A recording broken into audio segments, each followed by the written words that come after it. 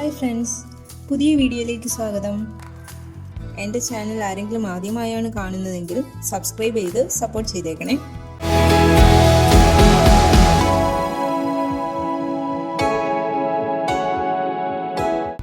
നൂറ്റാണ്ടുകളോളം പഴക്കമുള്ള പാമ്പൻ പാലം രാജ്യത്തെ എഞ്ചിനീയറിംഗ് വിസ്മയങ്ങളിൽ ഒന്നായാണ് കണക്കാക്കപ്പെടുന്നത്.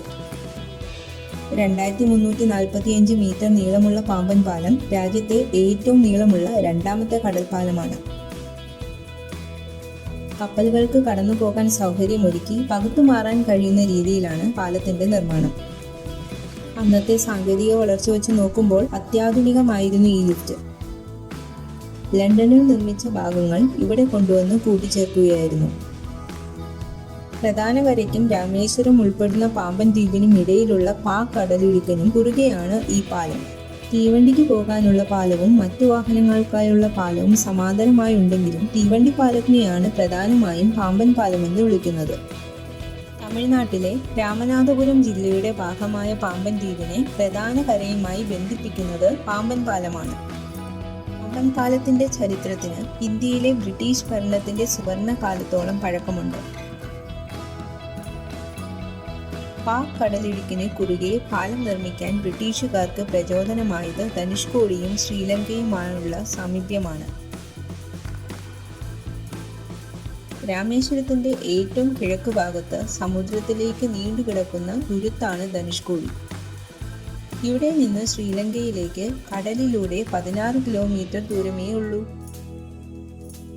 ചരക്കുകളും മറ്റും ദക്ഷിണേന്ത്യയിലെ പ്രധാന കേന്ദ്രങ്ങളിൽ നിന്ന് ധനുഷ്കോടിയിൽ എത്തിക്കാൻ ഏക തടസ്സം പാക് കടലിടുക്കായിരുന്നു. 1914 ഫെബ്രുവരി 24-ന് പാല നിർമ്മാണം പൂർത്തിയായി. 1964 ഡിസംബർ 22-ന് രാത്രിയുണ്ടായ അതിശക്തമായ ചുഴലിക്കാറ്റ് പാമ്പൻ ദ്വീപിനെ തകർത്തെറിഞ്ഞു. പാലത്തിന്റെ നടുവിലെ ലിഫ്റ്റ് ചുഴലിയിലും തകർന്നില്ല. ഈ ഭാഗം നിലനിർത്തി പിന്നീട് പുതുക്കി പണിതതാണ് ഇപ്പോഴത്തെ പാലം. ദുർഘടമായ കൊങ്കൺ പാതയും ഡൽഹി മെട്രോയും പണിയാൻ നേതൃത്വം വഹിച്ച ഇ ശ്രീധരനാണ് പാമ്പൻ പാലവും പുതുക്കി പണിയാൻ നേതൃത്വം വഹിച്ചത്. പുതിയൊരു ബ്രോഡ്ഗേജ് പാലം നിർമ്മിക്കണമെങ്കിൽ 800 കോടി രൂപ ചിലവ് വേണ്ടിവരുമെന്നതിനാൽ പാമ്പൻ പാലം ഉപേക്ഷിക്കേണ്ട സാഹചര്യം വന്നപ്പോഴാണ് APJ അബ്ദുൽ കലാം രാഷ്ട്രപതിയാവുന്നത്.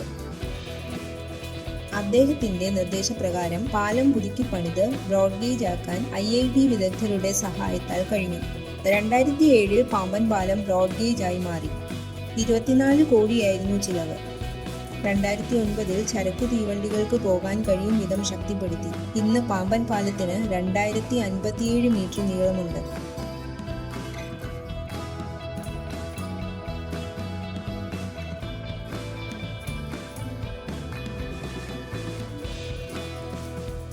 ഏകദേശം 108 വർഷത്തോളം പഴക്കമുള്ള നിലവിലെ പാലത്തിന്റെ കാലപ്പഴക്കവും അറ്റകുറ്റപ്പണി നടത്താനുള്ള ബുദ്ധിമുട്ടുകളും പരിഗണിച്ചാണ് 2.065 കിലോമീറ്റർ നീളത്തിൽ ഒരു പുതിയ പാലം നിർമ്മിക്കാൻ ഇന്ത്യൻ റെയിൽവേ നിർദ്ദേശിച്ചത്.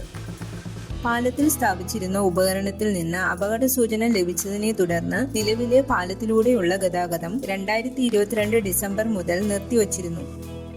2019 നവംബർ മാസത്തിൽ പ്രധാനമന്ത്രി നരേന്ദ്രമോദി പുതിയ പാലത്തിന് തറക്കല്ലിട്ടു. ഏകദേശം 540 കോടി രൂപ വകയിരുത്തിയ ഇതിന്റെ നിർമ്മാണം റെയിൽ വികാസ് നിഗം ലിമിറ്റഡ് നിർവഹിക്കുന്നു. 2020 ഫെബ്രുവരിയിൽ പാലത്തിന്റെ നിർമ്മാണം ആരംഭിച്ചു.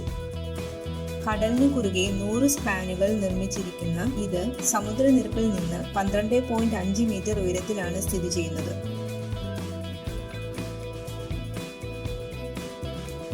പഴയ റെയിൽവേ പാലത്തേക്കാൾ 3 മീറ്റർ ഉയരത്തിലാണ് പുതിയ പാലം. പാലത്തിന്റെ വെർട്ടിക്കൽ ലിഫ്റ്റ് സ്പാൻ ഏകദേശം 72.5 മീറ്റർ ആണ്.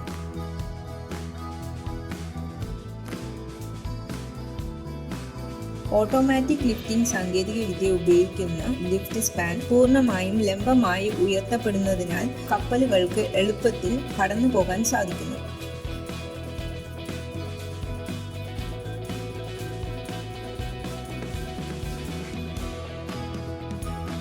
ഇന്ത്യയിൽ ഇത്തരത്തിൽ നിർമ്മിക്കപ്പെടുന്ന ആദ്യത്തെ തീവണ്ടിപ്പാതയാണിത്.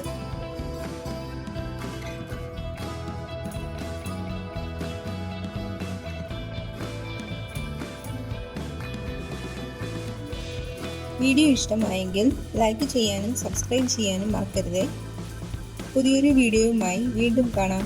Bye from Ramya Sreekumar.